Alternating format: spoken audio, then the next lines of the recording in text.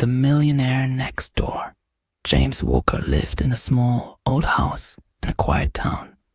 He worked at a car repair shop, fixing cars all day. He wore the same old jacket and drove a rusty old truck. To everyone in town, he seemed like a man with little money. But there was a secret that no one knew. James was a millionaire. Years ago, he had saved his money and invested it wisely in real estate and stocks. His money grew over time, but he never told anyone. He didn't live like a rich man because he didn't care about showing off his wealth. James didn't need big houses or expensive cars to be happy. He liked living simply. Every morning, he enjoyed his cup of coffee, sitting on his small porch, listening to the birds. He spent his free time helping his neighbors and fixing cars for people who couldn't afford to pay much. One day, a new family moved in next door. They were the Winters family, and they were rich.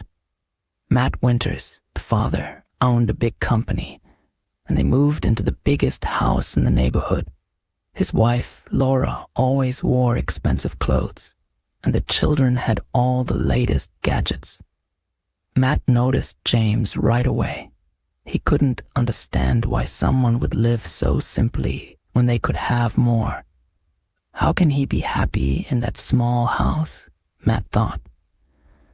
Matt often saw James working in his garage or helping other neighbors with their cars. One day, he decided to introduce himself. "Hi, I'm Matt Winters," he said, walking over to James's house. "Nice to meet you, Matt," James said with a friendly smile. "I'm James." They talked for a while, and Matt was curious. "James, you seem like a smart man. Why don't you have a bigger house or a nicer car?" he asked. James laughed softly. "I don't need those things," he said. "I have what I need. A good home, food to eat, and great people around me. That's enough for me." Matt was confused. "But don't you want to enjoy the money you've earned? You could have so much more." James smiled again. "I enjoy my life every day. Money doesn't make you happy. Helping others and spending time with people you care about, that's what makes life good." Matt thought about what James said. It didn't make sense to him. He had worked hard to earn a lot of money, and he thought money was the key to happiness. But James didn't seem to care about it.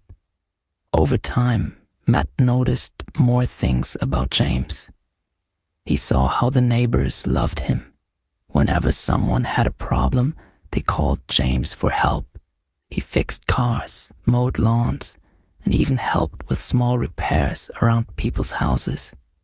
And James never asked for anything in return.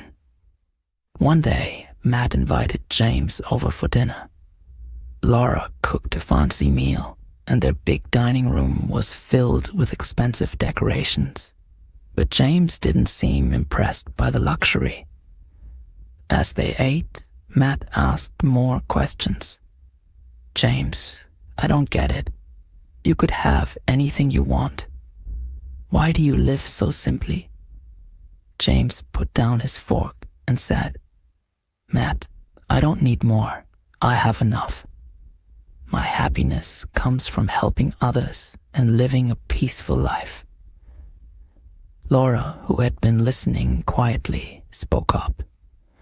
"James, don't you ever feel like you're missing out on things?" James shook his head. "No, I feel rich in other ways. I have good friends, good health, and a peaceful heart. That's all I need." Matt and Laura were quiet. They had everything money could buy, but they often felt stressed and busy.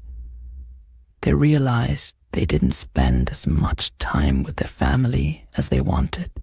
They were always thinking about work or their next big purchase. After that dinner, Matt started to think differently. He noticed that even though he had more money, he wasn't as happy as James.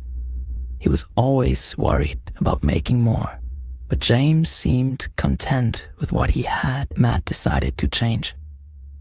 He started spending more time with his family and stopped worrying so much about money. He realized that having a big house and fancy cars wasn't as important as being happy. Laura also started to see life differently. She stopped caring about showing off her wealth and focused more on what truly made her happy, spending time with her family and helping others, just like James did. In time, the Winters family became closer. They spent more time together, laughed more, and worried less. They started helping their neighbors too, and they felt more connected to the people around them. James had changed their lives without even trying. He had taught them that true wealth wasn't about money. It was about living a life filled with kindness, peace, and gratitude. As the years went by, Matt and Laura often thought about that first conversation with James. They were thankful for the lesson he had taught them. In the end, they realized that happiness doesn't come from having more, but from appreciating what you already have.